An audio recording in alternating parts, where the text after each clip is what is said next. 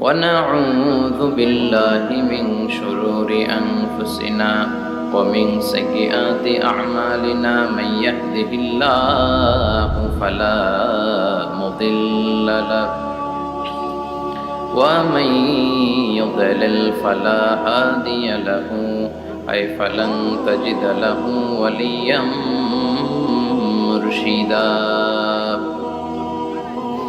ونشهد أن لا إله إلا الله وحده لا شريك له هو الذي لا ضد له ولا ند له لا مثل له ولا مثيل له لا وزير له ولا كفيل له لا شبه له ولا شبيه له لا ولد له ولا والد له وهو الواحد الفرد الصمد لم يلد ولم يولد ولم يكن له كفوا أحد ونشهد أن سيدنا ونبينا وحبيبنا وبشيرنا ونذيرنا وطبيبنا وطبيب أرواحنا وحبيبنا وحبيب ربنا محمدا عبد الله ورسوله أرسله بالحق بشيرا ونذيرا وداعيا إلى الله بإذنه وسراجا منيرا أما بعد فقد قال الله تعالى في كلامه المجيد وفي فرقانه الحميد أعوذ بالله من الشيطان الرجيم بسم الله الرحمن الرحيم ألهاكم التكاثر حتى زرتم المقابر إن الله وملائكته يصلون على النبي يا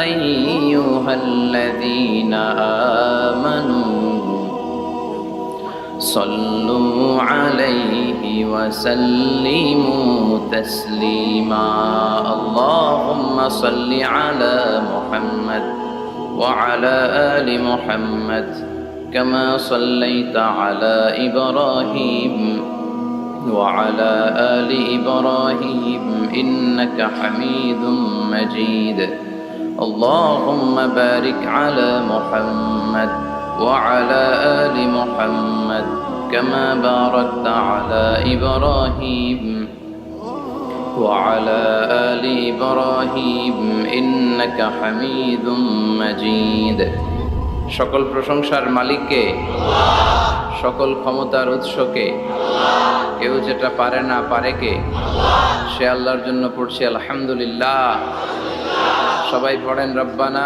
লাকাল হামদ হামদান কাসীরান তাইয়িবান মুবারাকান ফীহি ইয়া রাব্বি লাকাল হামদু কামা ইয়ানবাগি লিজালালি ওয়াজহিকা ওয়া আযীমি সুলতানিকা লাকাল হামদু বিল ঈমান লাকাল হামদু বিল ইসলাম লাকাল হামদু বিল কোরআন আমরা প্রশংসা করলাম কার সব জায়গায় প্রশংসা করবেন কার খাওয়ার সময় ঘুমানোর সময় সব সময় প্রশংসা চলবে শুধুমাত্র একজনের। চিল্লায় বলেন তিনি কে?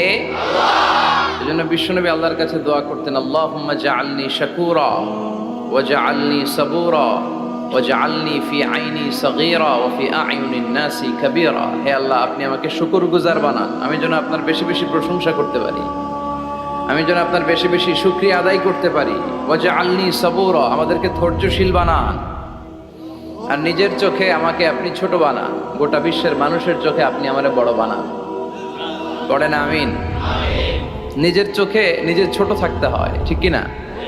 এটাই হচ্ছে ইসলামের ডিরেকশন। মান তাওয়াদা তারাফা, যে নিচে নামতে চায় আল্লাহ টেনে উপরে উঠায়। সুন্দর না সিস্টেমটা?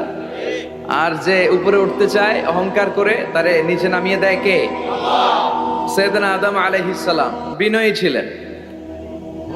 ওনাকে সৃষ্টি করার পরে আল্লাহ বললেন, ইয়া আদম সাল্লিম আলা উলাইকান নাফর।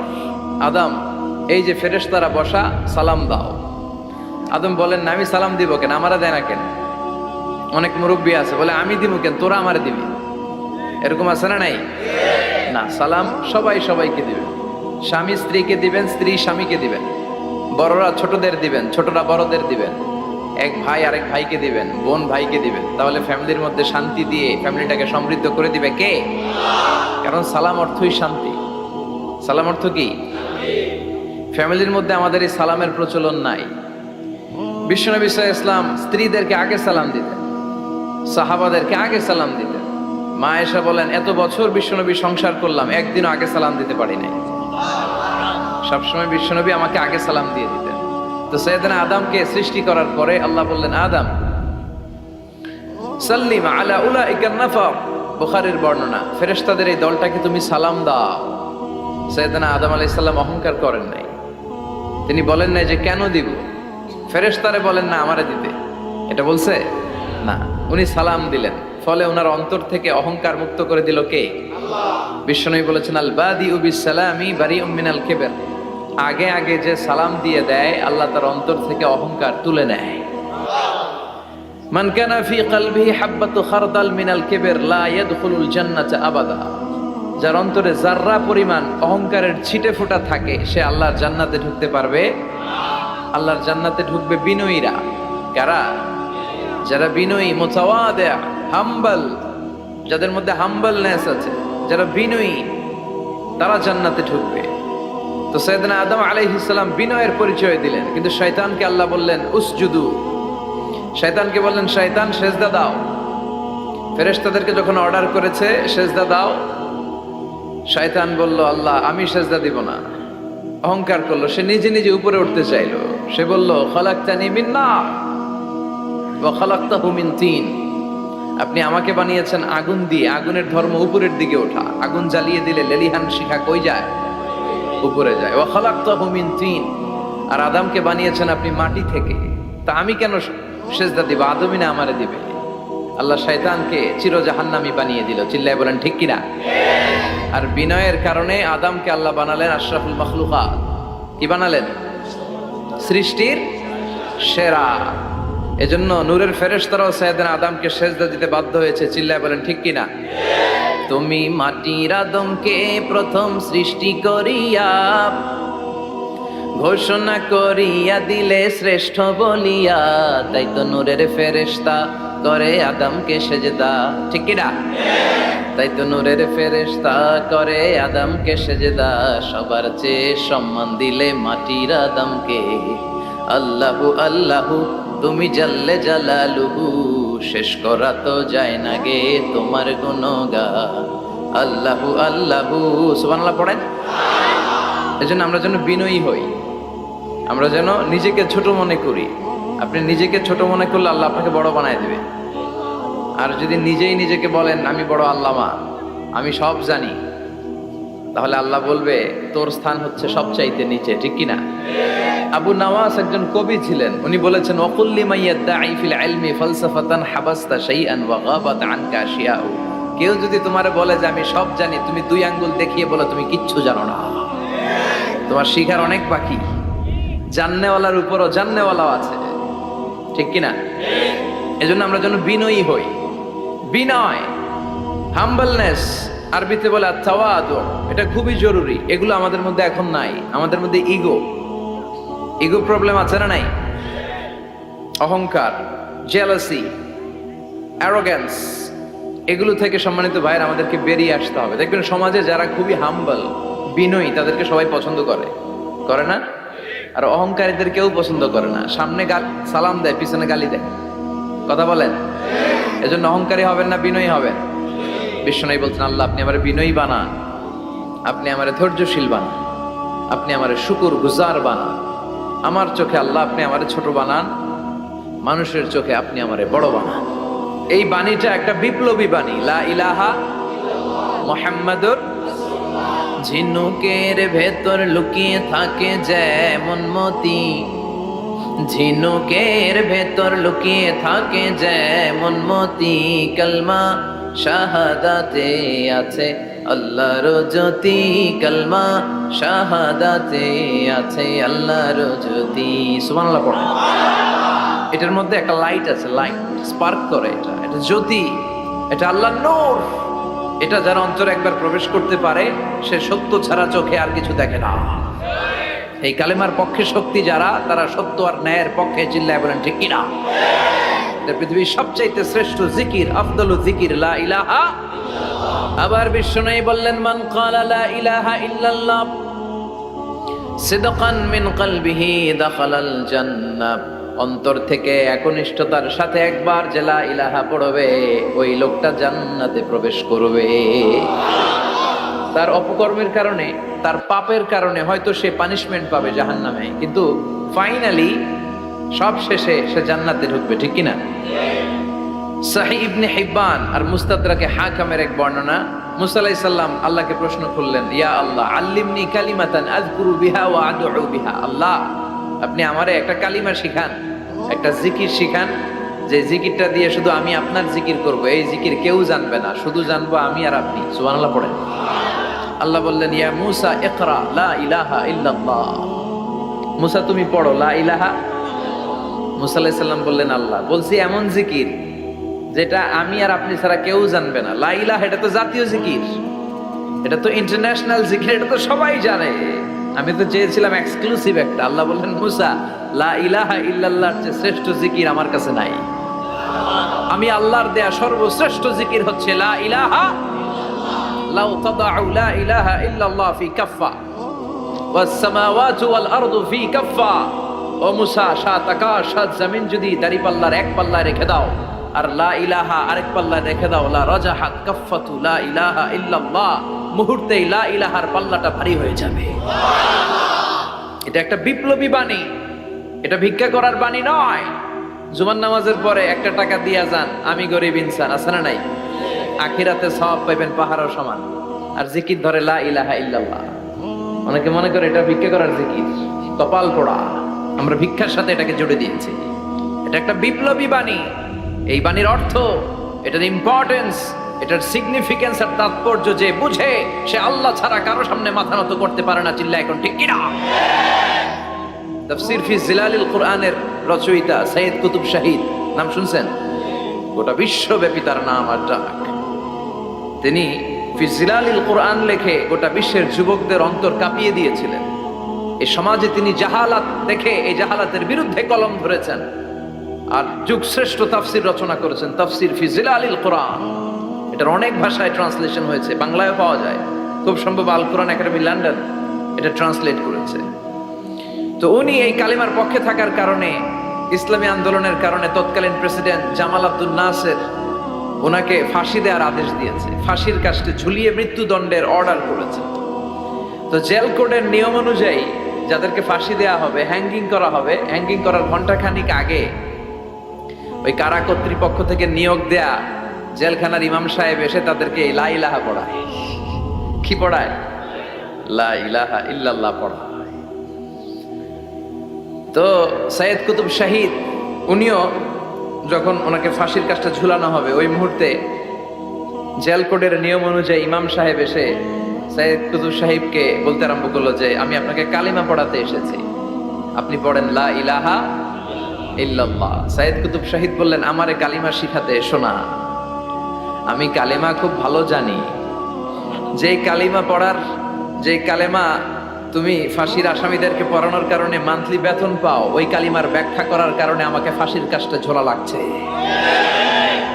তুমি কালিমা পড়াও, তুমি বেতন নাও, আর আমি কালিমার ব্যাখ্যা করার কারণে আমার ফাঁসি হয়, তার মানে তোর কালেমা আর আমার কালিমা এক কালিমা না। কালিমার মধ্যে পার্থক্য আছে না নাই? ইমানের মধ্যে পার্থক্য আছে না নাই? যে ইমানে প্রয়োজনে জ্বলে ওঠে না, যে ইমান সত্য ন্যায়ের কথা বলে না, যে ইমানে প্রয়োজনে জ্বলে ওঠে না, যে ইমান সত্য ন্যায়ের কথা বলে না, যে নাই, যে ইমান অন্তরে নাই, মুখে শুধু ফাঁকা বলি, কি করে তারে বলো ইমানে বলি, কি করে তারে বলো ইমানে বলি, কি করে তারে বলো ইমানে বলি, ঠিক কি না?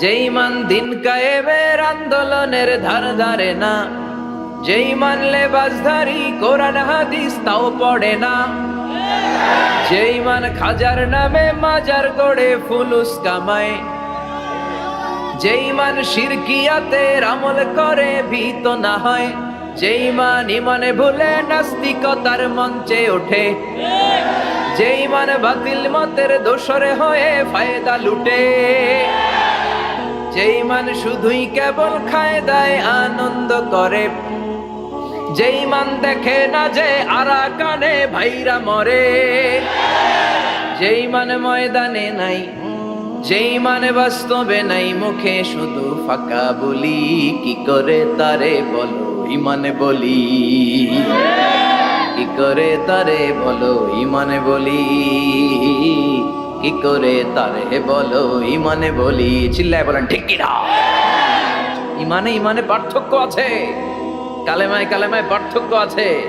ওই কারা কর্তৃপক্ষের নিয়োগ করা ইমাম সাহেবের লা ইলাহা ইল্লাল্লাহ আর তাফসীর ফি জিলালিল কোরআনের রচয়িতা সৈয়দ কুতুব শহীদের লা ইলাহা এক কালিমা নয়, এক লা ইলাহা নয়। চিল্লায় কোন ঠিক কি না? পার্থক্য আছে, আলাদা। এজন্য আসল লা ইলাহার অনুসারী হতে হবে। লা ইলাহার ধারক এবং বাহকরা হচ্ছে সত্য এবং ন্যায়ের পক্ষে। যত বিপদ আসে, যত আপদ আসে, যত ঝুঁকি আসে, পাহাড় সম ঝুঁকিকে ডিঙ্গিয়ে তারা লা ইলাহার কালেমার পতাকাকে উড়িয়ে দেয়। চিল্লায় বলেন ঠিক কিনা? এজন্য ইমানে পার্থক্য আছে। আমরা যেন আসল ইমানদার হতে পারি, আল্লাহ তৌফিক দাও। আরো জোরে পড়েন আমিন। আমরা সব সময় যেন আল্লাহর জিকির দিয়ে হৃদয়টাকে সিক্ত রাখতে পারি, তুমি তৌফিক দাও। বিষ্ণু বলেছেন লা ইয়াজালু লিসানুকা রাতবান মিন যিকরিল্লাহ, তোমার জিহ্বাটা যেন আল্লাহর জিকিরে সব সময় ভিজা থাকে। কি থাকে? সব সময় যেন পড়ি সুবহানাল্লাহ, আলহামদুলিল্লাহ, লা ইলাহা ইল্লাল্লাহ। সব সময় যেন আমরা পড়ি আল্লাহু আকবার। বিষ্ণু বললেন আহাব্বুল কালাম ইলাল্লাহি আরবা।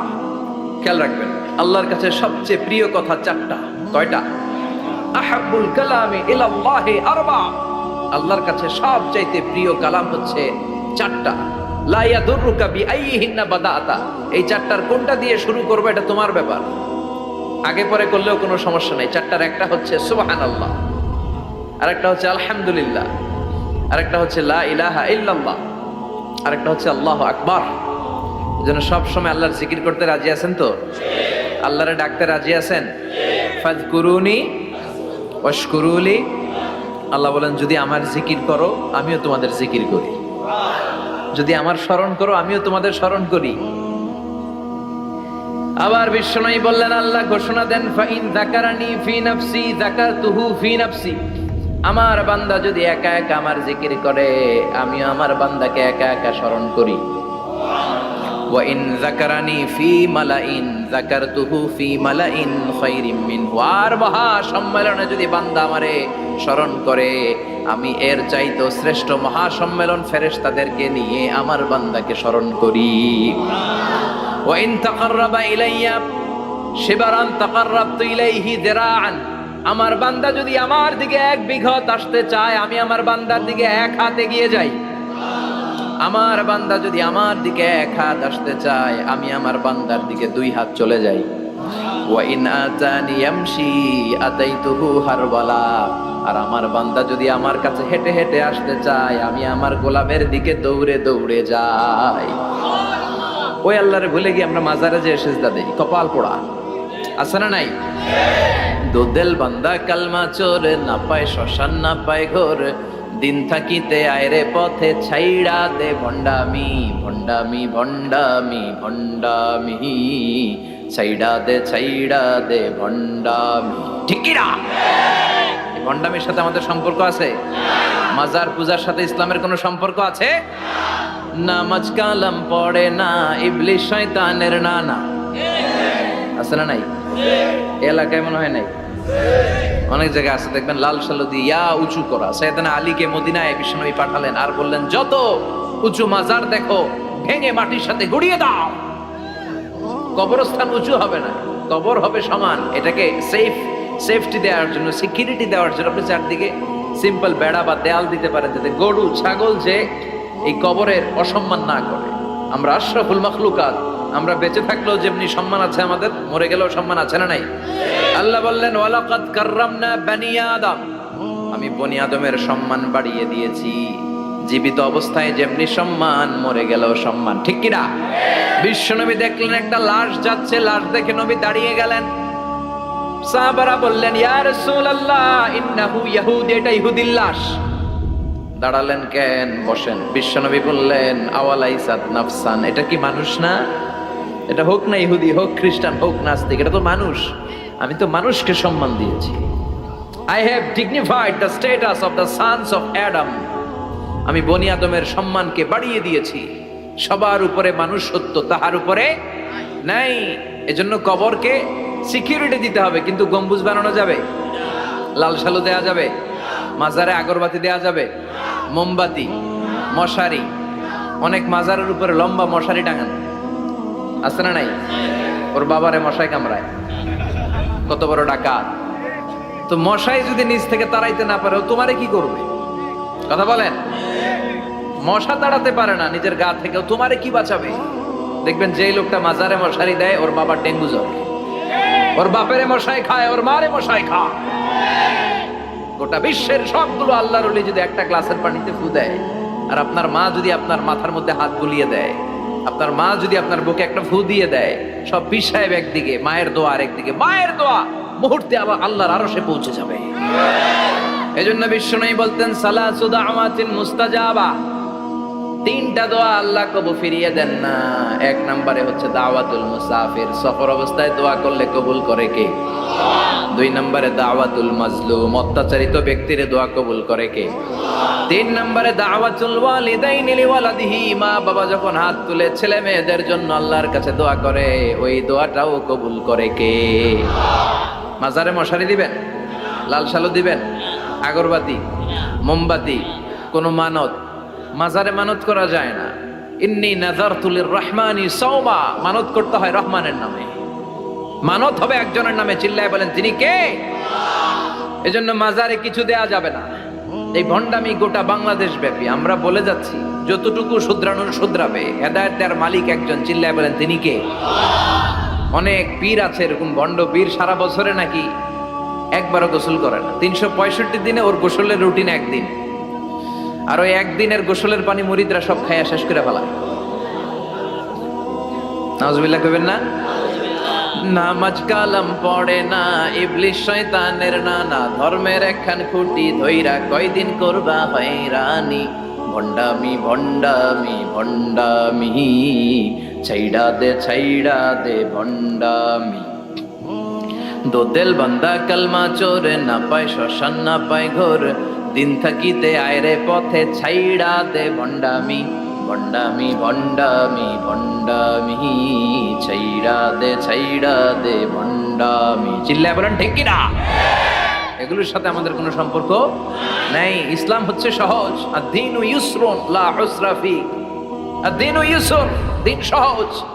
এত জনের কাছে যাওয়া লাগবে না। আপনি ওই জেলায় যে ওই মাজারে মানত করা লাগবে না, আপনার সিলেটে যাওয়া লাগবে না, আপনার খানজানালির কাছে যাওয়া লাগবে না, আপনার কোথাও যাওয়া লাগবে না। আপনি বাড়ির পাশের মসজিদে পড়ে সেজদা দেন, মুহূর্তে দোয়া কবুল করে নিবে কে? রব্বুল আলামিন বলে, গোলাম আমারে ডাকস না কেন? তোর ডাকে সাড়া দেওয়ার জন্য আমি 24 আওয়ার্স রেডি। দুনিয়ার বুকে কোনো বিষয় নিয়ে যদি আমরা বারবার যাই, দুনিয়াতে লোকজন রেগে যায়, ঠিক কিনা? আমি ওনার কাছে গেলাম, ভাই আজকে একটা বিপদে পড়ছি, 500 টাকা দেন, দিয়ে দিল। এরপরের দিন আবার গেলাম, দিল। পরশু দিল। তরশু গেলে শেষা দিয়ে দিবে, একটা মাইট দিয়ে দিবে, ঠিক কিনা?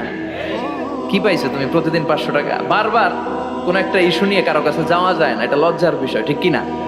কিন্তু আল্লাহর বিষয়টা উল্টো। সুনানে তিরমিজির বর্ণনা, ইন্নাহু মান লাম ইয়াসআলিল্লাহ ইয়াগদাব আলাই।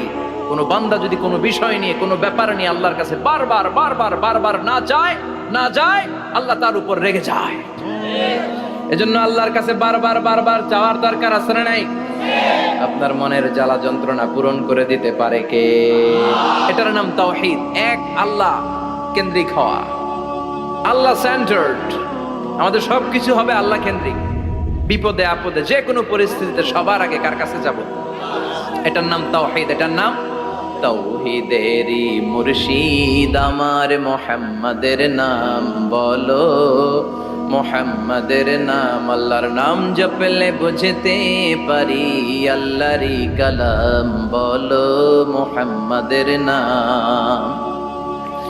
ওই নামেরই রশি ধরে যায় আল্লাহর পথে, ওই নামেরই ভেলায় চড়ে ভাসি নূরের স্রোতে, ওই নামের বাতি জেলে দেখি আরশের মুকাম বলো, মুহাম্মাদের নাম। সবাই পড়েন, তাওহীদেরই মুর্শিদ আমার মুহাম্মাদের নাম বলো, মুহাম্মাদের নাম। আল্লাহর নাম জপলে বুঝতে পারি আল্লাহরই কালাম বলো, মুহাম্মাদের নাম। চিল্লায় পড়েন আমিন।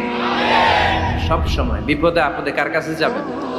আপনার বিপদ দূর করতে পারে কে? আপনারে অসুস্থ থেকে সুস্থ বানিয়ে দিতে পারে কে? মনের জ্বালা যন্ত্রণা মিটাতে পারে কে? আল্লাহ ছাড়া কেউ পারবে? কোন মুফাসসিরে কোরআন আপনারে বাঁচাতে পারবে? কোন আল্লাহর ওলি বাঁচাতে পারবে? এমনকি আল্লাহর কোন পয়গম্বর, কোন নবী আপনার কিচ্ছু করতে পারে? করতে পারে একজন, তিনি কে? কিনা আল্লাহ বলেছেন, ওয়াকাযালিকা জাআলনাকুম উম্মাতান ওয়াসাতান লিতাকুনু শুহাদা আলান নাস। তোমাদেরকে হতে হবে উম্মাতান ওয়াসাতান, মধ্যমপন্থী উম্মাত, মাঝামাঝি থাকতে হবে। কিন্তু আমরা এদেশে মার্জিনালাইজ করে ফেলি, বুঝতে পেরেছেন? এক প্রান্তে চলে যায়। যারা চরমনায়ের মুরিদ, অন্যদেরকে আর দেখা যাবে না। যারা শর্ষিনার মুরিদ, এরাই সব, অন্যদিকে যাওয়া যাবে না। যারা জামাত ইসলাম, অন্যদিকে আর যাওয়া যাবে না। যারা হেফাজতে ইসলাম, অন্য কারোর মধ্যে আর হক নাই। যারা আহলে হাদিস, এরা তো সব নিয়েই গেছে, সব হক সুন্নাহ এদের কাছে। কারো মুখের কোনো কথা এদের কাছে কোনো দাম নাই। আপনি যত হকের কথা বলেন, এদের দলেই নাকি ঢুকতে হবে। তো আমার এই দেশে সুন্নি ভাইরা গালি দেয় আহলে হাদিস বলে, আবার আহলে হাদিসরা আমার গালি দেয় সুন্নি বলে। বুঝতে পেরেছেন? মাঝামাঝি থাকাটা এই বাংলাদেশে খুব কঠিন, কিন্তু আপনাকে মাঝামাঝি থাকতে হবে। আপনাকে ওয়াসাতিয়ার পদ্ধতিতে আসতে হবে। উম্মাতান ওয়াসাতা, মাঝামাঝি, ডানেও না বায়েও না। সিরাতুল মুস্তাকিমে ডান বাম নাই, এটা সোজা। এই রাস্তা একবার যদি উঠে যান, এই রাস্তা শেষ হয়ে যাবে জান্নাতুল ফেরদাউসের ভিতরে। চিল্লায় বলেন ঠিক কিনা? এজন্য আমরা যেন মিডল পাথ ধরি, আমরা যেন কট্টর না হই, আমরা যেন মাঝামাঝি হই। আপনি তাবলিগ করতে পারেন, করেন, খুব ভালো। তাবলিগের ভাইদের একটা ভালো গুণ হচ্ছে নিজের খেয়ে নিজের পরে ইসলামের দাওয়াত দেয়, ঠিক কিনা? নিজের টাকা ভেঙে দাওয়াত দিচ্ছে, তো তাদের কারণে অনেকে কালিমা শিখছে, অনেকে নামাজ শিখছে, তাদেরও কন্ট্রিবিউশন আছে না নাই? তো যারা তাবলিগ করেন, আপনি মনে করবেন না যে সব হক, সব সত্য, শুধু আপনি হকের ডিলার, এটা মনে করবেন না। সব সত্য হক এটা আপনার বাবার দাদার সম্পত্তি, এটা মনে করবেন না। সব দলের মধ্যে হক থাকতে পারে, বরং সব দলের ভালো ভালো জিনিসগুলো নিয়ে নিজেকে সাজানো দরকার। কথা বলেন? জামাত ইসলামের মতো, হেফাজতে ইসলামের মতো আন্দোলনের স্পিরিট থাকতে হবে। চিল্লা এখন ঠিক কিনা? আমার সুন্নি ভাইদের মতো নবীর প্রেম অন্তরে থাকতে হবে। চিল্লা এখন ঠিক কিনা? তাবলিগের ভাইদের মতো হৃদয়ে ইখলাস থাকতে হবে।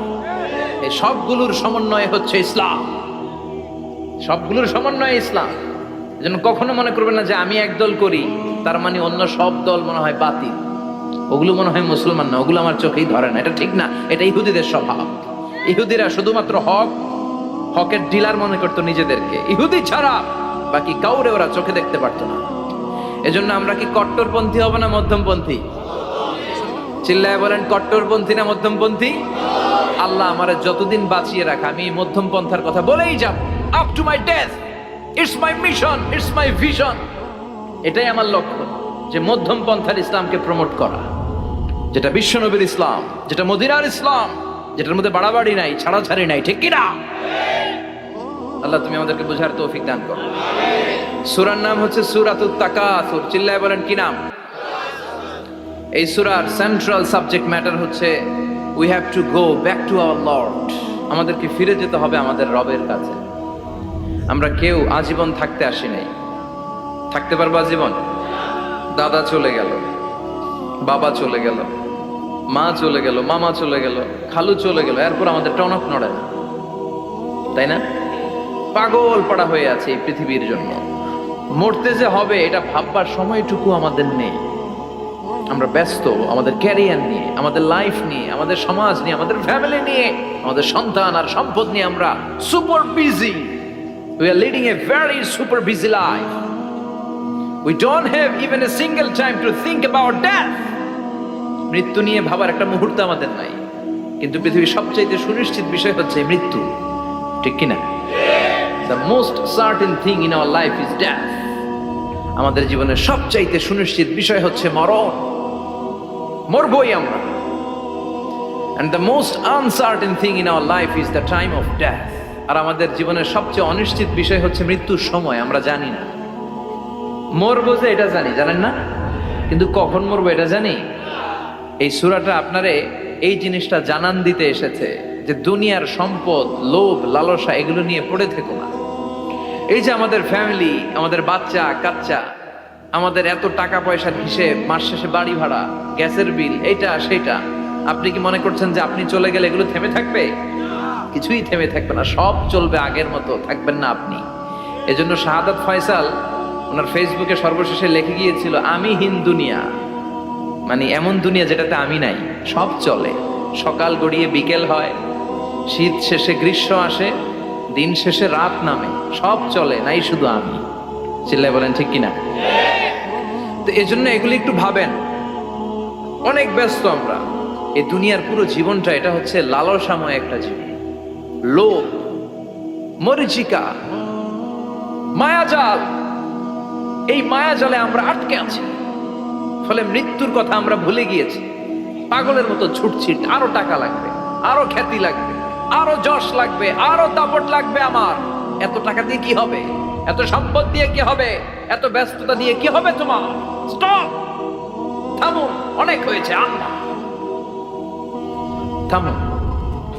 Take a rest, take a breath and think about death. Think that you have to go back to your Lord. একটু বসেন না, একটু ভাবেন যে আমাকে চলে যেতে হবে, চলে যেতে হবে। এই কোলাহল, এই ব্যস্ততা এগুলো থাকবে, থাকবো না আমি। সাইয়েদনা ওমর ফারুক বলেছেন, মুতু ক্বাবলা আন তামুতু, মরার আগে একবার মরো। হাসিবু ক্বাবলা আন তুহাসাবু আলাইকুম, তোমার হিসাব নেওয়ার আগে তুমি একবার নিজের হিসাবটা করো না। কাগজ বের করে একটু লিখো না কি কি ভালো কাজ করছিলা, যেগুলো দিয়ে নাজাতের ওয়াসিলা হতে পারে, 1 2 3, আর কি কি আকাম কুকাম করছো দেখো না, লিখে দেখো তোমার অবস্থাটা কি। মরার আগে একবার মরো। মরার আগে খাটের মধ্যে শুয়ে শটান করে চোখ বন্ধ করে একবার মরার ভান করে দেখেন কেমন লাগে। চোখটা বন্ধ করেন আর ভাবেন আপনি নাই, কি কি হতে পারে ভাবেন। আপনার ছেলে মেয়েরা কান্না জুড়ে দিবে, আপনার প্রাণের স্ত্রী বিলাপ শুরু করে দিবে, বন্ধু বান্ধবের চিৎকার আর মাতম, স্থানীয় এলাকার মসজিদে ঘোষণা, অমুক এলাকার নিবাসী অমুক ভাই অমুকের ছেলে অমুক দুনিয়ায় নাই।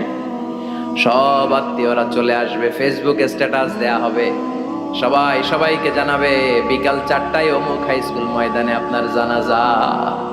ছুটে আসবে, সবাই ছুটে আসবে আপনাকে শেষ বিদায় দিতে, গুড বাই জানানোর জন্য, আল ওয়াদা, বিদায় জানাতে আসবে সবাই। 4 তাকবীর দিয়ে আপনার জানাজা হবে, অশ্রুসিক্ত জানাজায় আপনার বিদায় হবে। কাঠের খাটিয়ার মধ্যে করে কাঁধে তুলে আপনারে কবরে নেওয়া হবে। আগে থেকে খুঁড়ে রাখা কবরটার মধ্যে আপনারে বিছিয়ে দেয়া হবে। বাঁশের কচি দিয়ে তার উপরে মাটির চাপা দিয়ে সব চলে যাবে। ভাবেন না একবার চোখ বন্ধ করে, this is the circle of life, this is the nature of life. এটা সবার হবে, আমার হবে, আপনার হবে। এত মায়া, এত ভালোবাসা কই যাবে? কেউ থাকবে না। সবাই আপনার অন্ধকার কবরে রেখে দিয়ে চলে আসবে। উপরে বাঁশের কঞ্চি, তার উপরে মাটির চাপা, অন্ধকার আর অন্ধকার। এই অন্ধকার যেন শেষ হতে চায় না, শুধুই অন্ধকার, ঠিক কিনা? এজন্য আমাদের চলে যেতে হবে। দাদা গেল, চাচা গেল, মামা গেল, আমাদেরকেও যেতে হবে, জোরে কোন ঠিক কিনা? একদিন মাটির ভেতরে হবে ঘরে মন আমার, কেন বন্ধ দালান ঘর? প্রাণ পাখি উড়ে যাবে পিঞ্জর ছেড়ে,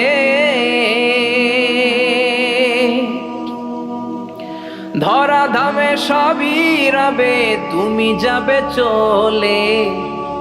বন্ধু বান্ধব যত, মাতা পিতা দ্বারা সুত, সবই হবে তোমার পরে।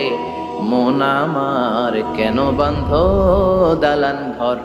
একদিন মাটির ভেতরে হবে ঘরে মন আমার, কেন বান্ধ দালান ঘর? ঠিক কিনা? সব করে থাকবে, চলে যেতে হবে আমাদেরকে। এজন্য আখিরাতের কথা যেন আমাদের স্মরণ হয়। বিশ্বনবী বলতেন, নাহাই তুকুমান জিয়ারাতিল কবুর, আমি তোমাদেরকে কবর জিয়ারত করতে আগে নিষেধ করতাম, কিন্তু এখন নিষেধাজ্ঞা প্রত্যাহার করে নিলাম। এখন সব সময় তোমরা কবরের সামনে যাবা আর জিয়ারত করবা। কবরস্থানে জানতো বড়ুয়া কৃষ্ণপুরের এই গ্রামের কবরস্থান আছে কোন দিকে? পূর্ব দিকে আছে, গোখরার জলের ওদিকে। যান আপনারা, একটু যাবেন, একটু গেলে আখিরাতের কথাটা স্মরণ হবে। ওখানে ছোট শিশুরা শুয়ে আছে, কিশোর যুবকরা আছে, আপনার মতো তাগড়া যুবক মুরব্বীরা আছে। এরা এই এলাকায় থাকতো, এরা আকাশ থেকে নেমে আসে না, এই এলাকার সন্তান আজ নাই। একটা সার্টেন পিরিয়ড শেষে আপনিও থাকবেন না। This is the nature of life, this is the circle of life. ছোট্ট শিশু হয়ে এসেছিলেন, শৈশব, কৈশোর, যৌবন, প্রৌঢ়ত্ব। আগে ছিলেন সিঙ্গেল, বিয়ে করে হয়ে গেলেন ডবল। এরপরে আল্লাহ আপনাকে একটা মেয়ে দিল, এরপরে মেয়েকে বিয়ে দিয়ে শ্বশুর হলেন, এরপরে ওই মেয়ের ঘরে সন্তান হতে নানা হলেন। আর কতদিন? অনেক দিন হলো তো, অনেক লম্বা সময় পেয়েছেন আপনি। Think about that. এবার যাওয়ার কথা ভাবেন, আখিরাতের সামানের কথা ভাবেন, ফিরে যেতে হবে। কি শক্তিশালী যুবক, বার্ধক্য চলে আসলে লাঠি ছাড়া চলতে পারে না। কুচকুচে কালো দাড়ি সাদা হয়ে যায়, দাড়ির শুভ্রতা, বয়সের ভার, রং ধরা যৌবন জং ধরে শেষ, ঠিক কিনা? This is the circle of life. যুবক ভাইয়েরা, এটাই জীবন, চলে যেতে হবে, কেউ থাকতে পারবে না, ঠিক কিনা? এটা রিমাইন্ডার আল্লাহ এই সূরার ভেতরে দিয়েছেন যে তোমাদেরকে ফিরে যেতে হবে। এই লোভ লালসা ছেড়ে দাও।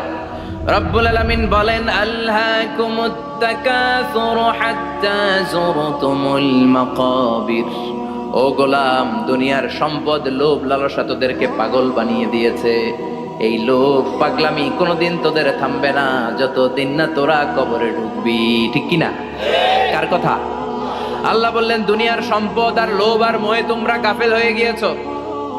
আখিরাতের কথা বেমালুম তোমরা ভুলে গিয়েছো। কিন্তু আখিরাতে তোমাদের যেতেই হবে, কবরের বাড়িতে তোমাদের ঢুকতেই হবে, ঠিক কিনা? যেতেই হবে। আমরা ভুলে যাই। আলহাকুমুত তাকাসু, অতিরিক্ত পাওয়ার লোভ, বেশি বেশি খাওয়ার লোভ, বেশি বেশি জমানোর লোভ মানুষকে গাফেল বানিয়ে দিয়েছে। এটা মানুষের স্বভাব। আরো চাই, আরো চাই, এই স্বভাবটা আছে না নাই? দেখবেন ছোট বাচ্চারা মসজিদের দোয়া অনুষ্ঠান শেষে জিলাপি দেয় না? বড়ুয়া কৃষ্ণপুর কি দেয়? আগে বাতাসা দিত না, এখন কি দেয়? জিলাপি দেয়, মিষ্টি দেয়। তো মসজিদের 2-3 গেট থেকে যদি দেয়, ছোট বাচ্চারা দেখবেন এদিক দিয়ে কয়েকটা নিয়ে আবার ওই গেটে লাইন ধরে। ওর হাত হলো ছোট হাত, ওর হাত ভর্তি জিলাপি, আর নেওয়ার জায়গা নেই, এরপর আরেক জায়গায় লাইন ধরছে। আরো লাগবে, আরো লাগবে, এই আরো আরো আরো চাই। এই স্বভাবটাই মানুষকে কুড়ে কুড়ে শেষ করে দিয়েছে। এত লাগবে কেন? তোমার চাহিদার কোনো শেষ নাই। Unlimited demand of human being. যার আছে বেশি তার চাই বেশি। যার সাইকেল আছে তার হুন্ডা চাই, হুন্ডা আছে তো প্রাইভেট কার চাই, প্রাইভেট কার আছে তো প্লেন চাই, প্লেন আছে তো হেলিকপ্টার চাই, হেলিকপ্টার আছে তো ওইটা চাই, ওইটা আছে তো সেটা চাই, ঠিক কিনা? এলাকার মেম্বার যে হয়েছে চেয়ারম্যান হতে চায়, আছে না নাই? চেয়ারম্যান সাহেব এমপি হতে চায়, আছে না নাই? এমপি সাহেব মন্ত্রী হতে চায়, আছে না নাই? মন্ত্রী সাহেব প্রধানমন্ত্রী হতে চায়, আছে না নাই? কিন্তু এই দেশে সুযোগ নাই। কথা কন, এই দেশে প্রধানমন্ত্রী সিলেক্টেড। 2-3 জনের বাইরে কেউ প্রধানমন্ত্রী হইতে পারবি না, ঠিক কিনা? আমার এই জীবনে তো আমি 2-3 জনই দেখলাম। বেগম খালেদা জিয়া, মাননীয় প্রধানমন্ত্রী শেখ হাসিনার ছোট্টবেলা দেখেছি এরশাদকে, আমরা তখন ছোট। তো মানুষের চাহিদার কোনো শেষ নাই, যার আছে বেশি তার চাই বেশি। এজন্য বিষ্ণু বলেছেন, উনজুরু ইলা মান হুয়া আসফালা মিন, তোমার চেয়ে যে খারাপ আছে ওর দিকে তাকাও। ওয়ালা তানজুর মান হুয়া আ'লা মিন, তোমার চেয়ে যে ভালো আছে ওর দিকে তাকায়ও না, তোমার চেয়ে যে খারাপ অবস্থানে আছে ওর দিকে তাকাও। অনেকে নিজের অবস্থান নিয়ে সুখী না, এরকম আছে না নাই? আল্লাহ আমার এটা দিল না রে, ওইটা দিল না রে, পাইলাম না রে, কিচ্ছু হয় না, কি করব জীবনে, হতাশ। আসলে আছে কিন্তু অনেক, কিন্তু শুকরিয়া নাই, টাকা, ঠিক কিনা? নিজের অবস্থান নিয়ে সুখী না, কিন্তু অনেক লোক আছে তারা আপনার অবস্থানে পৌঁছতে চায়। তাদের দিকে তাকিয়ে দেখেন, আপনি যে অবস্থানে আছেন এই অবস্থানে পৌঁছাটা অনেকের কাছে স্বপ্ন। তারা প্রতিনিয়ত সংগ্রাম আর স্ট্রাগল করে যাচ্ছে আপনার অবস্থানে পৌঁছতে, আর আপনি এটা নিয়ে সন্তুষ্ট না। শেখ সাদির নাম শুনেছেন? বালাগাল উলা কাশাফাত দুজা, এই কবিতাটার রচয়িতা ইরানের বিখ্যাত এক কবি। উনি একবার আর্থিক সমস্যার মধ্যে দিয়ে সময় কাটাচ্ছেন, টাকা নাই, পয়সা নাই, পায়ে দেওয়ার মতো জুতা নাই। উনি খুব দুঃখ পেলেন, হায় রে, আমি ইরানের এত বড় কবি, আমার পায়ে দেওয়ার মতো জুতা নাই। দুঃখ ভরা মন নিয়ে রাস্তায় হাঁটতে বেরোলেন। হাঁটতে হাঁটতে হঠাৎ দেখলেন একটা লোক শুয়ে শুয়ে কাঁদছে, ওই লোকটার 2টা পাই নাই, পাই নাই। উনি সেজদায় পড়ে গেলেন, আল্লাহর কাছে ক্ষমা চাইলেন, আল্লাহ অনেক দিয়েছ, শুকর আলহামদুলিল্লাহ। এজন্য যেই পরিস্থিতিতেই থাকি না কেন আমরা কি পড়বো? জোরে বলেন, কি পড়বো? এজন্য আল কানাতু মিনাল ইসলাম, অল্পে তুষ্ট থাকার নাম হলো ইসলাম। সম্পদ লাগবে কিন্তু সম্পদের পাহাড় লাগবে না, ঠিক কি না? অল্প খান, অল্প পড়েন, অল্প জামান, অল্পের ভেতরে বরকত ঢুকাইয়া দিছে কে? দেখবেন যাদের সম্পদ অল্প তারা সুখী বেশি। জরিপে এটা দেখা গিয়েছে, অনেক সার্ভেতে এটা এসেছে, যারা সম্পদশালী এরা দুঃখী বেশি, এদের দুঃখ বেশি, টেনশন বেশি। খুব স্বাভাবিক, টাকা যার বেশি রোগ তার বেশি, টাকা যার বেশি টেনশন তার বেশি, টাকা যার বেশি ঘরে শান্তি তার কম, আছে না নাই? ঘরের ভেতরে অশান্তি, ছেলে কথা শোনে না, ছেলে টানে গাঞ্জা, মেয়ে করে পরকিয়া, আছে না নাই? স্ত্রী কথা শোনে না, ভালোবাসা নাই, ঘরটা জাহান্নামের টুকরা। রোগ বালাই, এক একটা হসপিটাল বিল পরিশোধ করতে মাসে 5 লাখ 10 লাখ, আছে না নাই? কিছু খেতে পারে না, ডাক্তার একেবারে ডায়েট মেনু বেঁধে দিয়েছে, ডায়েট, ভেরি ডায়েট মেনু, এটা এটা এটা এটা কিছুই খাবেন না, শুধু গরু খাবেন না, খাসি খাবেন না, চিংড়ি খাবেন না, খালি ঘাস খাবেন, ইচ্ছে মতো ঘাস খাবেন, মানে ঘাস জাতীয় যত আইটেম আছে সব খাবেন, শাক খাবেন, সবজি খাবেন, সালাদ খাবেন, গরু, চিংড়ি, মুরগি, গোশত, ইলিশ কিছু খেতে পারে না। তাহলে রোগ বেশি, খাওয়ার মজা নাই, ঘরে সাংসারিক শান্তি নাই, খালি ব্যারাম আর ব্যারাম, ঠিক কিনা? কিন্তু সম্পদের পাহাড় গড়েছে। আর অল্প যারা খায়, অল্প পড়ে, রিক্সাওয়ালা, কুলিওয়ালা, অল্প বেতনের চাকরি, কিন্তু হক হালালি মেনে চলে, দেখবেন শান্তি আছে অনেক। হ্যাঁ, বাসা ভাড়া দেয়, ফ্যামিলি চালায়, বাচ্চাদের স্কুল বিল, এরপরও মাস শেষে 1-2 হাজার টাকা হাতে থেকে যায়। আর ওর প্রতি মাসে 10 কোটি টাকা ইনকাম, তারপরও ব্যাংকের ঋণ আছে না নাই? সুখ কারে বলে? কিভাবে আপনি সুখকে ডিফাইন করবেন? সুখ তো টাকায় কিনা যায় না, শান্তি টাকা দিয়ে হয় না, শান্তি দেওয়ার মালিককে। শান্তি আছে অল্প খেয়ে শুকর করার মধ্যে, শান্তি আছে আলহামদুলিল্লাহর মধ্যে, চিল্লায় বলেন ঠিক কিনা? এজন্য অল্প খাবো, অল্প পড়বো, অল্প জামাবো, অল্পের ভেতরে বরকত দিয়েছে কে?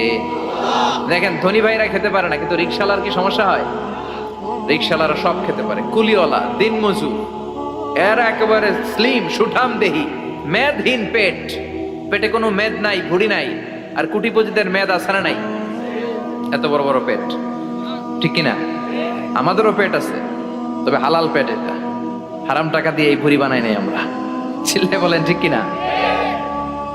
রিক্সাওয়ালা, কুলিওয়ালা নিজেও নামাজ পড়ে, বউও নামাজ পড়ে, বাচ্চাটাও নামাজ পড়ে, রিক্সা চালায় আর জিকির করে লা ইলাহা ইল্লাল্লাহ, লা ইলাহা ইল্লাল্লাহু মুহাম্মাদুর রাসূলুল্লাহ সাল্লাল্লাহু। সুখ আর শান্তি, তাদের ঘরে সুখ। ধনী কোটিপতি ভিআইপি সিআইপিস, এদের রাতে ঘুম নাই। 1 ঘন্টা ঘুমানোর জন্য 4টা ট্যাবলেট খাওয়া লাগে, এরকম আছে না নাই? কিন্তু ঘুমের জন্য যে ট্যাবলেট খাওয়া লাগে রিকশাওয়ালা এটা জানেই না। ওর যেখানে রাইত ওইখানেই, ওর মাথা বিছনায় লাগতে দেরি, ওর ঘুম আসতে দেরি হয়। ওর ঘুমে নাকের ডাকের আওয়াজে ট্রাকের ইঞ্জিনও ফেল। সুবহানাল্লাহ পড়েন। এজন্য অনেক বেশি সম্পদের পাহাড় করা লাগবে, এই চিন্তা যেন আমাদের মাথায় না আসে। চিল্লায় বলেন ঠিক কিনা? এজন্য রব্বুল আলামিন বলেন আল্লাকুমুত তাকাসুর হাত্তা যুরতুমুল মাকাবির। বেশি বেশি সম্পদ উপার্জনের আকাঙ্ক্ষা তোমাদেরকে আখিরাত থেকে গাফেল বানিয়েছে। এই গাফলতি কঠিন কালেও তোমাদের কমবে না যতক্ষণ না তোমরা কবরে ঢুকবা। হাত্তা যুরতুমুল মাকাবির, মাকবারাতুনের প্লুরাল মাকাবির, যতক্ষণ না কবরে না ঢুকবা, কবরস্থান তোমার আবাসস্থল না হবে, ততক্ষণ পর্যন্ত এই চাই চাই মানসিকতা কমবে। মানুষের স্বভাব হলো আরো চাই, আরো চাই, আরো চাই করে ফকিরেরা কারা? আল্লাহ গালি দিয়ে বললেন তোরা সব ফকিরনি। তোরা কি? ইয়া আইয়ুহান নাসু আনতুমুল ফুকারাউ ইলাল্লাহ ওয়াল্লাহু হুয়াল গানিয়ুল হামিদ। সুবহানাল্লাহ পড়েন। আল্লাহ ডেকে বললেন গোলাম আনতুমুল ফুকারা ইলাল্লাহ, তোমরা সবাই ফকির, ধনী হলো একজন, তিনি কে? আল্লাহ শুধু ধনী, আর মানুষের স্বভাব হচ্ছে আরো চাই, আরো চাই। ওর 2 তলা বিল্ডিং, আমার 3 তলা লাগবে। ওর 2টা গাড়ি আছে, আমার 3টা লাগবে। আছে না নাই? বিশ্বনবী বললেন কিয়ামতের আগ দিয়ে মানুষের মধ্যে আকাঙ্ক্ষায় প্রতিযোগিতা বেড়ে যাবে, প্রতিযোগিতামূলক টেন্ডেন্সি। কার চেয়ে কে বড় হতে পারে, কার চেয়ে কে বেশি টাকার পাহাড় বানাতে পারে। আছে না নাই? বিশ্বনবী বললেন ওয়ান তারাল হুফাতাল উরাতাল আলাতা রিয়া আশ-শাইয়াতা তাওয়ালুনা ফিল বুনিয়ান। কিয়ামতের আগে এমন কিছু লোক যাদের গায়ে দেওয়ার মতো জামা ছিল না, পায়ে দেওয়ার মতো জুতা ছিল না, পেটে দেওয়ার মতো খাবার ছিল না, সমাজের কেউ তাদেরকে চিনত না। হঠাৎ করে এই লোকগুলো ধনী হয়ে যাবে। And they will start to construct, they will compete to construct high rises building in the cities. শহরে গ্রামে এরা বড় বড় বিল্ডিং বানানো শুরু করবে, সরকার কাছাকাছি চলে আসছে। এই যে বিল্ডিং বানানোর প্রতিযোগিতা, কুমিল্লা শহরে আজ থেকে 20-25 বছর আগে 5 তলা 6 তলা একটা বিল্ডিং ছিল, এখন 10 তলা 20 তলা। আছে না নাই? ঢাকায় আজ থেকে 20 বছর আগে 10 তলা বিল্ডিং খুঁজে পাইতেন আপনি? নাই। গোটা বিশ্বব্যাপী এখন টাওয়ার বানানোর প্রতিযোগিতা। বিশ্বনবী বললেন এদের কোনো টাকা ছিল না। পৃথিবীর সবচেয়ে বড় টাওয়ার এখন আরব দেশে, এদের কোনো টাকা ছিল না। আরব দেশের সৌদি আরব, কাতার, কুয়েত, বাহরাইন এখন স্বর্ণ আর তেলের খনি পেয়ে আল্লাহরে ভুলে যায়। এদের খাওয়ার মতো কিছু ছিল না। এদেরকে আমার দাদারে শুনতাম বলতো কাবলিওয়ালা বলতো। কি বলতো? এদেশে আসতো জায়নামাজ, তসবি ছড়া, খেজুর টেজুর বিক্রি করার জন্য। এরা জেলে পাড়ার লোক ছিল। আরব সাগরের তীরবর্তী এলাকার মানুষ, সাগরের মাছ মেরে এরা জীবন ধারণ করতো। আল্লাহ এদেরকে তেলের খনি দিলেন, গ্যাসের খনি দিলেন, এখন তারা বড় বড় টাওয়ার বানায়। আছে না নাই? বুর্জ আল খলিফা, কি উঁচা বিল্ডিং, 828 মিটার উঁচু। জেদ্দা আছে 1000 মিটার উঁচু কিংডম টাওয়ার। তাইওয়ানে আছে তাইপেডাং টাওয়ার 101 তলা। মালয়েশিয়া আছে পেট্রোনাস টুইন টাওয়ার 88 তলা। চায়নাতে আছে সাংহাই টাওয়ার, একটার পর একটা টাওয়ার। প্রতি বছর অ্যানাউন্স করতেছে যে ওদেরটা আছে আমাদেরটা বড় বানাবো। কাতার কয় ওরা বানাইলে আমরা পারবো না কেন, আমরা বানাবো আরো বড়। আছে না নাই? শাগালাত কুমুত তাকাসুর, যে আরো লাগবে, আরো বড় হতে হবে, এই টেন্ডেন্সি মানুষকে আখিরাত থেকে একেবারে গাফেল বানিয়ে দিয়েছে। চিল্লায় বলেন ঠিক কিনা? টাকার পাহাড় বানাতে চায়, দরকার থাকলেও চায়, না দরকার থাকলেও চায়। বর্তমান পৃথিবীর সবচেয়ে ধনী লোকটার নাম জানেন? কি নাম? হ্যাঁ, বিল গেটস। ওর যে কত টাকা ও নিজেও জানে না। ওর পকেট থেকে যদি $100 একটা বান্ডিল পড়ে যায়, এটা তুলতে ওর যত সময় লাগবে, ও না তুলে যদি হেঁটে যে আইডিয়া নিয়ে হাঁটতেছিল ওইটা নিয়ে হাঁটে, ওদিকে আরো বেশি ইনকাম হয়ে যাবে। এত টাকা তার, এটা তোলার সময় তো তার নাই। ওয়ারেন বাফেট নাম শুনছেন? হাজার হাজার কোটি ডলারের মালিক। প্রিন্স ওয়ালিদ বিন তালার, সৌদি ধনকুবের নাম শুনেছেন? ওর একটা বিমান আছে, প্রাইভেট জেট প্লেন। এই বিমানটার 70% মেড অফ গোল্ড। বিমানের 70% স্বর্ণ দিয়ে বানানো। গত কয়েক বছর আগে আমি ব্রুনাই গিয়েছিলাম। ব্রুনাইয়ের সুলতানের নাম হাসান আল বালখিয়া। উনি একটা প্যালেস আরবিতে বলে কাসার, মানে হচ্ছে রাজপ্রাসাদ। পৃথিবীর সবচাইতে বড় রাজপ্রাসাদ ব্রুনাইতে বান্দার সেরি বেগাওয়ানে অবস্থিত। আমি গিয়েছি ওখানে। প্রায় 1800 থেকে 2000 কক্ষ আছে ওই প্যালেসে, রাজপ্রাসাদে। ওই রাজপ্রাসাদের টয়লেটের কমোড গুলো মেড অফ গোল্ড, স্বর্ণ দিয়ে বানানো। নাউজুবিল্লাহ পড়বেন না। এই হাসান আল বালখিয়া নিজে বিমান চালায়। ওর সংগ্রহে 500টা রোলস রয়েস লাক্সারিয়াস কার আছে। 500 রোলস রয়েস। গুগল ইউটিউব যারা করেন সার্চ দিয়ে দেখবেন ওর কি পরিমাণে গাড়ি। রোলস রয়েস গাড়ি হচ্ছে one of the luxurious car in the world. Car ব্র্যান্ডের মধ্যে যত দামি কার ব্র্যান্ড আছে এর মধ্যে রোলস রয়েস একটা, যেগুলোর দাম কমসে কম এদেশের টাকায় 8 কোটি থেকে 10 কোটি টাকা। আচ্ছা বলেন, এই গাড়িগুলো যারা হাই প্রোফাইলের ভিআইপিস, তারা ফ্যামিলির সবাইকেও যদি একটা করে গাড়ি দেয়, একজনের কয়টা গাড়ি দরকার? 5টা, 10টা, 20টা। বললাম যে 20টা গাড়ি লাগবে ওনার। 500 গাড়ি দিয়ে উনি কি করবে? তার সংগ্রহে 500টা রোলস রয়েস। স্বর্ণেরও গাড়ি আছে, তার স্বর্ণের পালঙ্ক আছে, আমি দেখে এসেছি। পোরশে, ফারারে, লাম্বরগিনি, এই টাইপের যে ব্র্যান্ডগুলো আছে, অভাব নাই। তার মানে আছে, যার বেশি চায় তত বেশি। চিৎকার করে বলেন ঠিক কিনা? এজন্য আল্লাহ বললেন আল্লাহকুমুত তাকাসুরু হাত্তা যুরতুমুল মাকাবির। দুনিয়ার লোভ তোমাদেরকে আখিরাত থেকে গাফেল বানিয়ে দিয়েছে। দুনিয়ার লোভ লালসার মধ্যে পড়ে আখিরাতকে বেমালুম তোমরা ভুলে গিয়েছো। এই গাফলতি কোনোদিন কমবে না যতদিন না তোমরা কবরে ঢুকো। ঠিক কি না? সম্পদ উপার্জনে ইসলাম বাধা দেয় না, কিন্তু সম্পদ হৃদয়ে স্থান দেয়া যাবে না। সম্পদ উপার্জন করতে হবে, খরচ করে ফেলতে হবে। বেশি সম্পদশালী হতে হলে আল্লাহর সন্তুষ্টির জন্য যাকাত দিতে হবে। কে দিতে হবে? দে যাকাত, দে যাকাত, তোর দিল খুলবে পরে, আগে খোলো খাত। দে যাকাত, দে যাকাত, তোরা দে রে যাকাত। ঠিক কি না? দিল পরে খুলবে, আগে হাত খোলেন। হাত খুললে দেখবেন দিলটারে খুলে দিয়েছে কে? সাইয়েদনা মুসা আলাইহিস সালামের জামানায় ওনার চাচাতো ভাই ছিল মিশরের সবচাইতে বড় ধনী, যাকাত দেয় নাই। তার কি করুণ পরিণতি হয়েছে কোরআনে আছে না নাই? এত সম্পদ ছিল, তার সম্পদগুলো সে সিন্ধুকে আটকে রাখত। আর এই সিন্ধুকের চাবিগুলো আলগানোর জন্য, কাঁধে নেওয়ার জন্য 10 জন লোক লাগতো। সিন্ধুক কাঁধে নেওয়ার জন্য, সিন্ধুকের চাবির গোছা কাঁধে নেওয়ার জন্য কয়জন? তাহলে কি পরিমাণ সম্পদ ছিল? সাইয়েদনা মুসা বললেন, সম্পদের মালিক তুই হস নাই, আল্লাহ বানাইছে।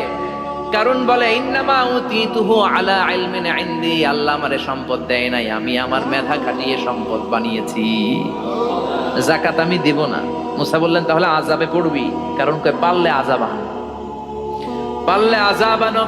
আল্লাহ বললেন ফাখাসাফনা বিহি ওয়া বিদারহিল আরদ, ও মুসা নিরাপদ দূরত্বে চলে যাও, এখনই ভয়ঙ্কর ভূমিকম্প হবে, আযাব দেব। কারণ সহ কারণের সব সম্পদ আমি জমিনের ভেতরে ঢুকাইয়া দেব। আমি নিজে কারণের বাড়ি দেখে এসেছি। মিশরের রাজধানী কায়রো থেকে প্রায় 150 কিলো দূর একটা জেলা আছে, ফায়ুম জেলা। ওইখানে কারুনকে আল্লাহ তার সব সম্পত্তি সব মাটিতে দাবিয়ে দিয়েছেন। দাবাতে দাবাতে হাঁটু পর্যন্ত যখন কারুন জমিনে দেবে যায়, ভাবছে উঠে যাবে। কোমর পর্যন্ত যখন মাটির মধ্যে দেবে যায়, ভাবছে উঠতে পারবে। গলা পর্যন্ত যখন দেবে যায়, হাত তুইলা কয় আমি ঈমান আনলাম। ও মুসা, সব সম্পদ তোর আর তোর আল্লাহর লইয়া যা, খালি আমারে বাঁচা, আমারে। সব গাদ্দারদের একই পরিণতি। ফেরাউনরেও যখন আল্লাহ লোহিত সাগরে পানি খাওয়াতে খাওয়াতে পেটটা এত বড়, হাত তুলা কয় আনামিনাল মুসলিমিন, আমি মুসলমান, আমি ভালো মানুষ। আল্লাহর কোরআন সাক্ষী, সে বলেছে আনামিনাল বনি ইসরাইলরা যে আল্লাহরে মানে, আমিও তারে মানি, আমিও আল্লাহর দলের একনিষ্ঠ কর্মী। আর পানি খাইতে পারি না, আল্লাহ বাঁচাও। আল্লাহ কয় আরো খা। শেষ, ফেরাউন শেষ, নমরুদ শেষ, কারুন শেষ। পুরো সম্পদ সহ আল্লাহ কারুনকে জামিনের ভেতরে দাবিয়ে দিলেন।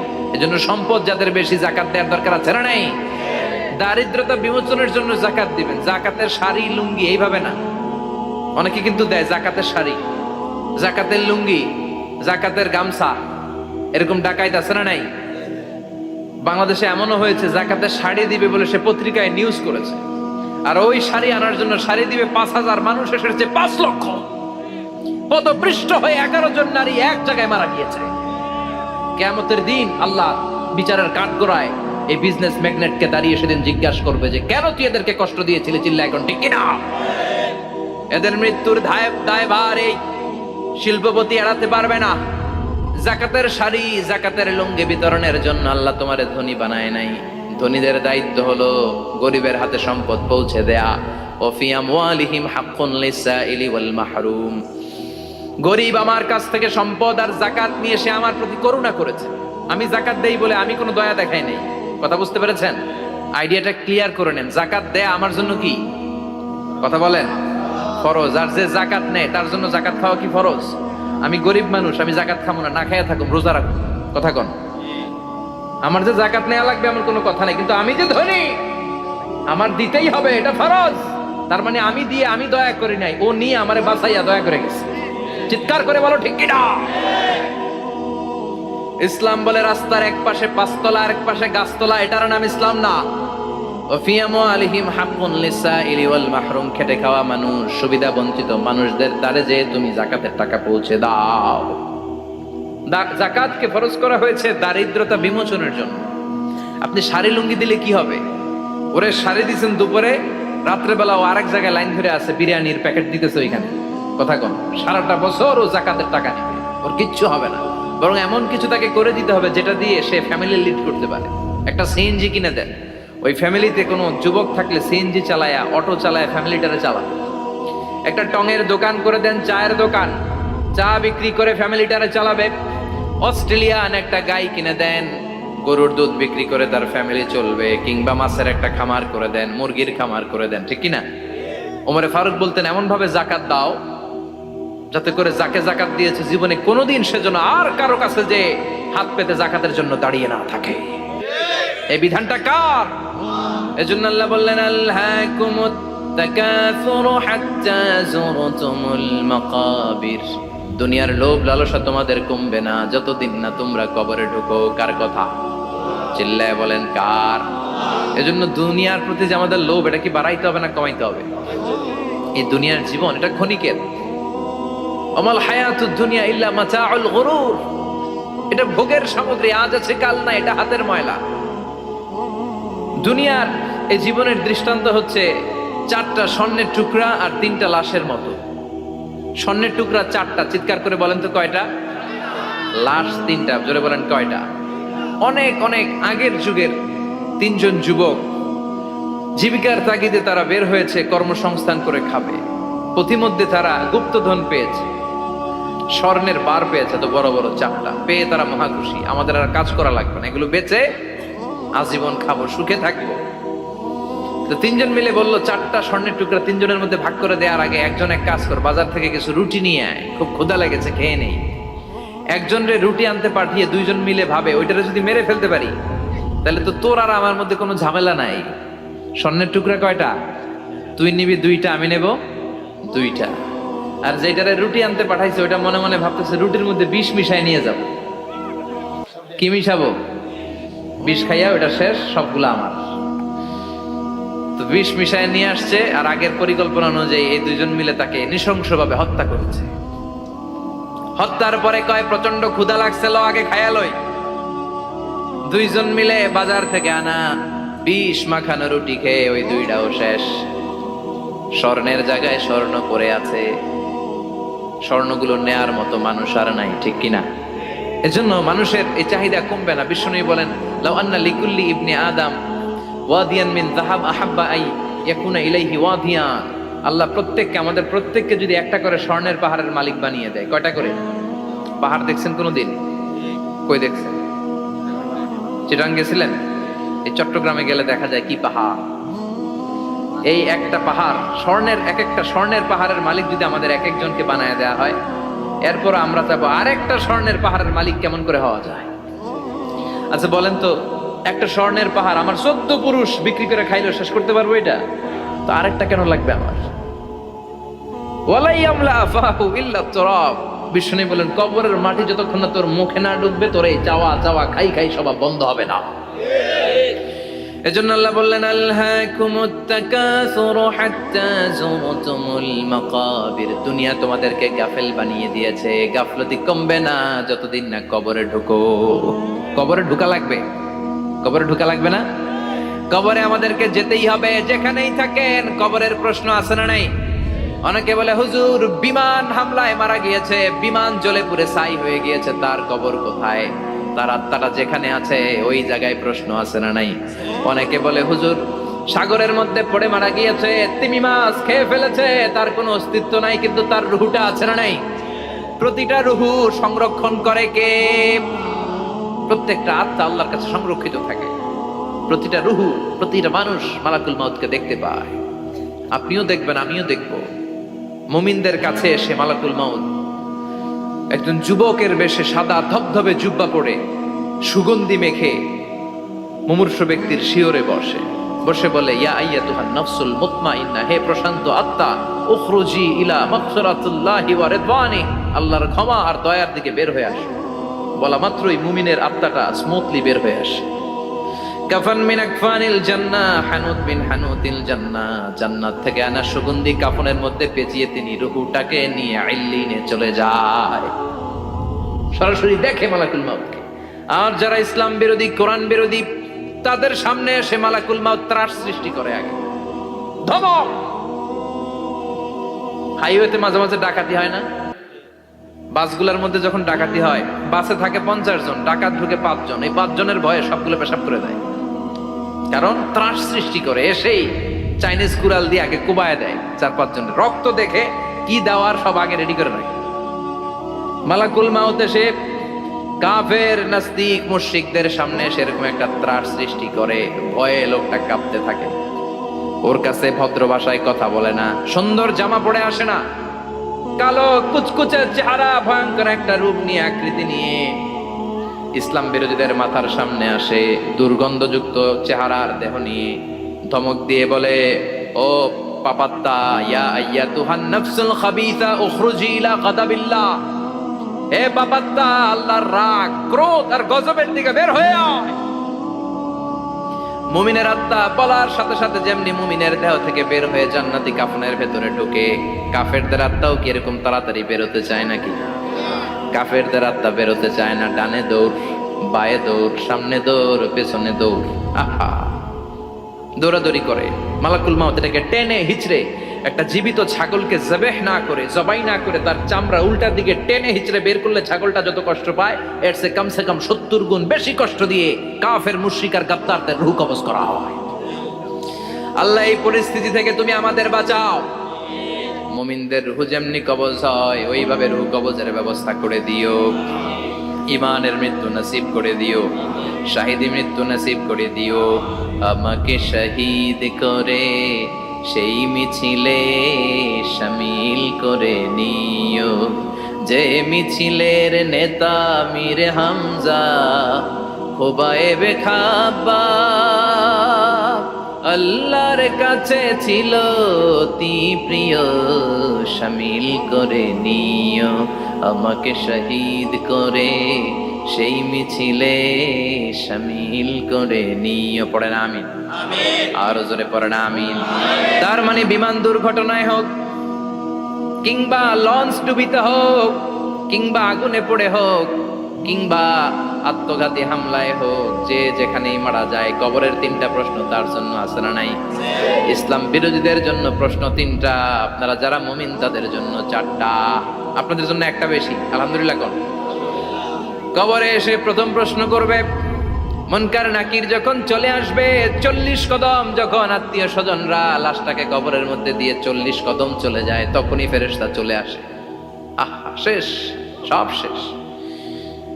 এসেই পরীক্ষা শুরু। মার রব্বুক, তোর রবের নাম কি? চিল্লায় বলেন, আমাদের রবের নাম কি? আমরা বলবো রব্বি আল্লাহ, আল্লাহ আমারে রব। দমে দমে তনু মনে তারি অনুভব। পড়েন, আল্লাহ আমারে রব। তোমার দুনিয়াতে আমি যেদিকে তাকাই, অথই নিয়ামতে ডুবে আছি সবাই। পাখ পাখালির গানে শুনি তসবি কল রব, আল্লাহ আমার রব। প্রথম প্রশ্ন, তোমার রব কে? আমরা বলবো আমাদের রব আল্লাহ।